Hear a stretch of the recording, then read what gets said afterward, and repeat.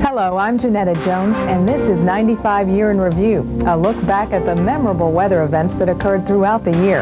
And 1995 was certainly memorable, from deadly heat in the Midwest to an unforgettable hurricane season. We begin our review with the January storms in California.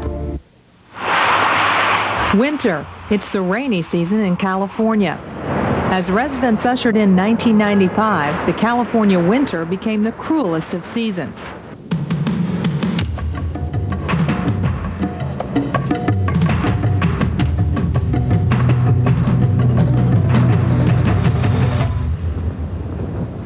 The rain and snow began falling on January 1st and would continue for 2 weeks.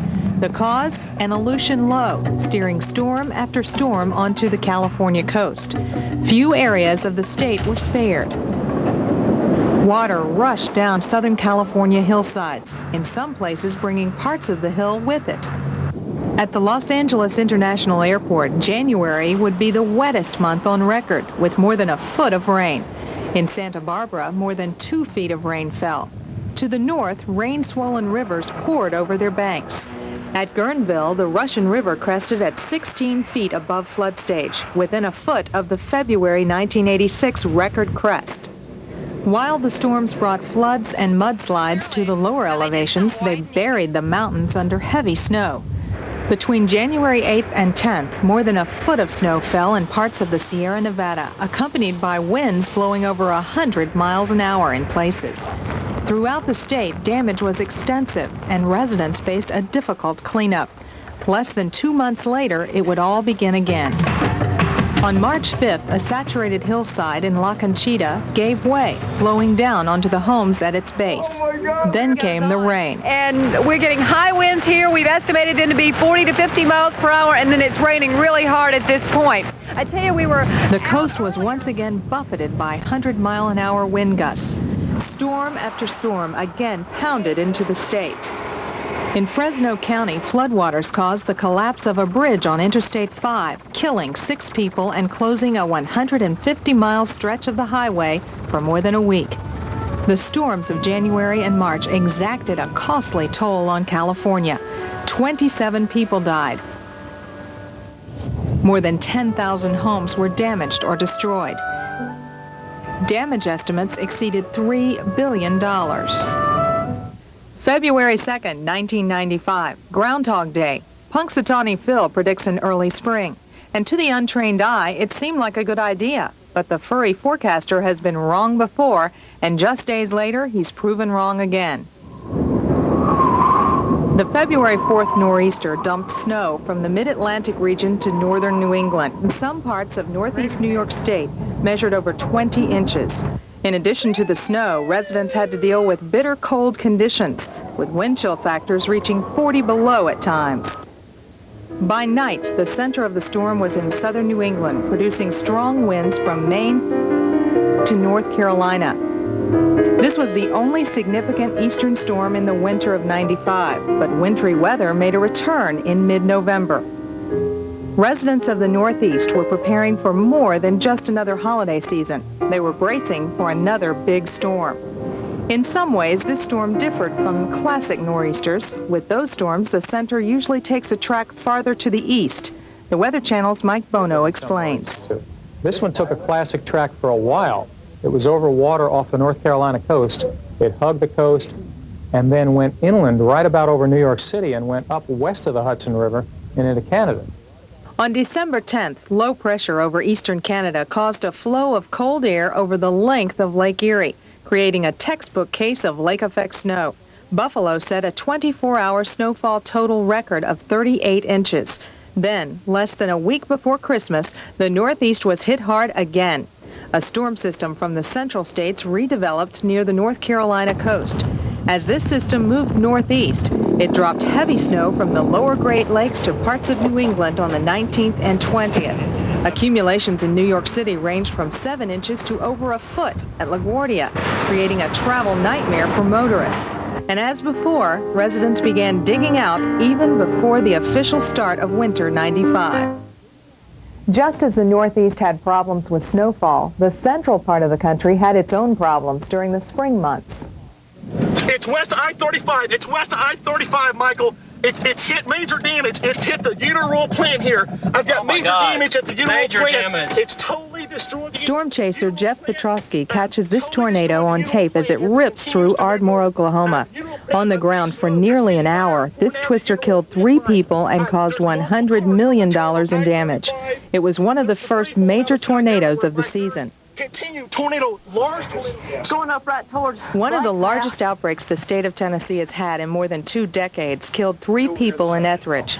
Just a couple of weeks later, a tornado touched down in Great Barrington, Massachusetts. It had been 22 years since western Massachusetts had seen a tornado of this magnitude.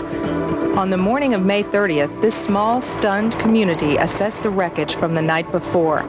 They found 3 dead and 100 homes destroyed. The following 2 weeks would bring an exceptional amount of activity, much of it documented by storm chasers, as well as people like you and I, who happen to be in the right place at the right time, or the wrong place at the wrong time, depending on your point of view. That's to the far north. It's solid tornado now. There's 2, 3. Go back north, Daddy. 4, 5. See, Bubba? 6. That does your tornado. In early June, a number of tornadoes dotted the North Texas landscape. This video was taken by storm chaser Dr. Charles Doswell. Notice the debris flying from the vortex. These are bits and pieces of the 30 businesses and 4 homes leveled in its 15-block path. Miraculously, no one died, but 5 were injured. In all, 1995's severe season won't be remembered as being particularly deadly. More likely, the season will be noted for the exceptional information we were able to gather about tornadoes. Both scientist and layman photographer advanced the understanding of these incredible storms. It was the deadliest weather event of 1995. I want to warn you that we have over 250 bodies which were taken to funeral homes which are going to be examined. During 1 week of July, a heat wave engulfed the country from the Midwest to the Atlantic coast. On Thursday, the 13th, at least 17 daily and 3 all-time record highs were recorded with some heat indices over 120 degrees. It quickly turned into a deadly situation. 550 people died in Chicago alone. The summer heat also left the Northeast severely parched. Tinder dry conditions fueled raging wildfires across Long Island in late August. With a line of smoke spotted from space by the GOES 8 satellite, the fires were the worst the region had seen in over 60 years. It was anything but dry along the Mississippi River as it crested at its 3rd highest level ever in late May. Drenching spring rains and long-term moisture surpluses combined to cause serious river flooding along the Mississippi, Missouri, and Ohio rivers and their tributaries. Despite efforts to keep the river out, small towns like St. Genevieve and Crystal City, Missouri, were once again swallowed up. Unlike 1993's summer-long event, the Midwest flooding of '95 lasted but a few weeks. Sunny Florida was also left in a soggy state during the summer of '95. From June to October, a persistent flow of tropical moisture brought heavy rains into Florida. In August, Hurricane Erin soaked the East Coast, while Tropical Storm Jerry initiated extreme flooding across the southern part of the state. October's rainfall surplus was intensified by remnants of Hurricane Opal, and a stationary front stalled out over the southern peninsula. After 5 months of persistent rain and flooding, much of the state was declared a federal disaster area. In Washington state, the Cedar River was just one of many rivers to overflow its banks during the fall of 1995. A series of storms packing tropical moisture drenched the Pacific Northwest between November 27th and December 6th. Melting snow added to the volume of water in the rivers. This is the monster coming in, and it promises again to bring in torrential rains and hurricane-force winds along the Only days area. later, forecasters warned residents all along the Pacific coast of an approaching monster storm. A 3-story Tudor home in San Francisco was the first casualty of the storm's drenching rains. Tuesday the 12th, hurricane-force winds slammed into the coastline, downing trees and power lines, and leaving more than 1.5 million people without power from California to northern Washington. 6 people died as a result of this storm, one many Westerners call the storm of a decade. 1995 had one of the most memorable hurricane seasons on record. Forecasters had predicted an active season, and unfortunately, they were right. The 1995 hurricane season will go down in history as one of the most active seasons on record. Early on, hurricane expert William Gray predicted the season would be busy.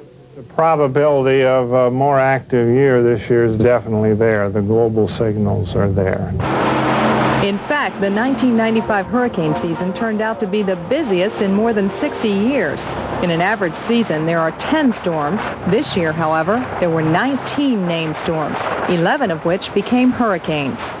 The biggest events in 1995 were Hurricanes Erin, Luis, Marilyn, and Opal.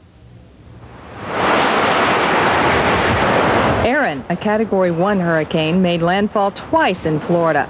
First, during the early morning hours of August 2nd near Vero Beach on Florida's east coast. Trees were downed and there were widespread power outages. The storm weakened as it moved west-northwestward across the state into the Gulf of Mexico. But Erin regained hurricane strength the next day, making landfall the second time over Pensacola on August 3rd. In Navarre Beach, a third of the buildings sustained major damage. Hurricanes Luis and Marilyn caused the most damage to the Caribbean islands in 1995. Luis was a very powerful hurricane. It was a Category 4 hurricane, and it really devastated a lot of the Leeward Islands, Anguilla, Antigua, St. Martin. Well, Maryland came through a week after Luis, a little bit farther west, and the main impact of Maryland in the Caribbean was actually on the U.S. Virgin Islands. St. Thomas in particular was very, very hard hit. Combined, these hurricanes are blamed for at least 24 deaths and more than $4 billion damage. Hurricane Opal struck the Florida Panhandle on October 4th as a Category 3 storm, after weakening from being nearly a Category 5. This is the damage left by the strongest storm to hit the United States mainland in 1995. Homes, condos, hotels, and beaches took a beating. Dr. and Mrs. Max Williams of Pensacola, Florida, found their beachfront home ripped apart by Opal's powerful storm surge. I can't believe it. With total damage estimates close to $3 billion, Opal became the third costliest storm to hit the U.S., behind Andrew and Hugo.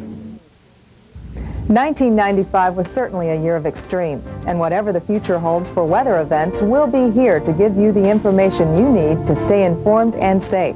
I'm Jeanetta Jones. Thanks for joining us.